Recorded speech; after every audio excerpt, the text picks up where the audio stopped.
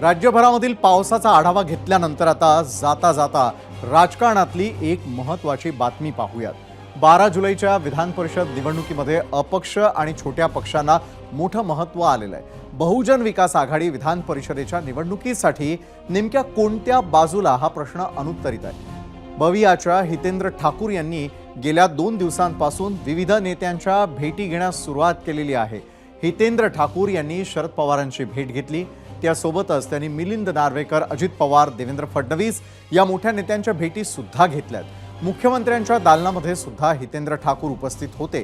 तसंच मुख्यमंत्री आणि उपमुख्यमंत्री देवेंद्र फडणवीस यांच्यासोबत बैठक संपल्यानंतर पालकमंत्री रवींद्र चव्हाण आणि हितेंद्र ठाकूर यांचीही बैठक झाली।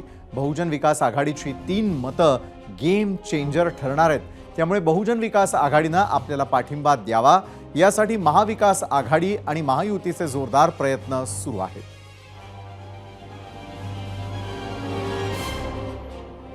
विधान परिषद निवडणुकीमुळे मुंबईमधल्या पंचतारांकित हॉटेल्सना अच्छे दिन आलेले आहेत असंच म्हटलं पाहिजे। याचं कारण म्हणजे ठाकरे गट, भाजप आणि अजित पवारांची राष्ट्रवादी आपल्या आमदारांना हॉटेलमध्ये ठेवणार असल्याचं कळतंय। विधान परिषद निवडणुकीसाठी प्रत्येक मत महत्त्वाचं असतं आणि त्यामुळे कुठलीच रिस्क घ्यायची नाही अशी भूमिका ठाकरे गट, भाजप आणि अजित पवारांच्या राष्ट्रवादीनं घेतल्याचं दिसतंय।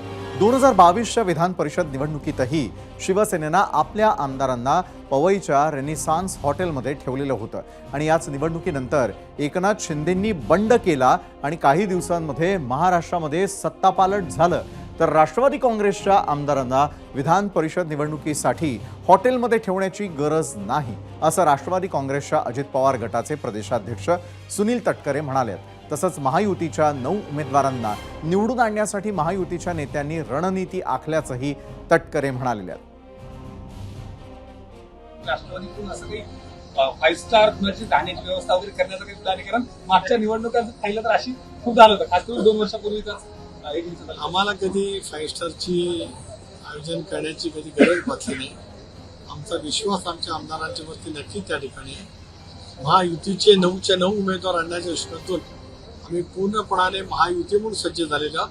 स्वाभाविकपणाने भारतीय जनता पक्षाचे 5, शिवसेनेचे 2, राष्ट्रवादी काँग्रेस पक्षाचे 2 अशा 9 जागांची घेऊन आणण्याची पूर्णपणाची खबरदारी महायुतीचे सर्व नेते आपापल्या स्तरावरती 100% त्या ठिकाणी घेत आहेत।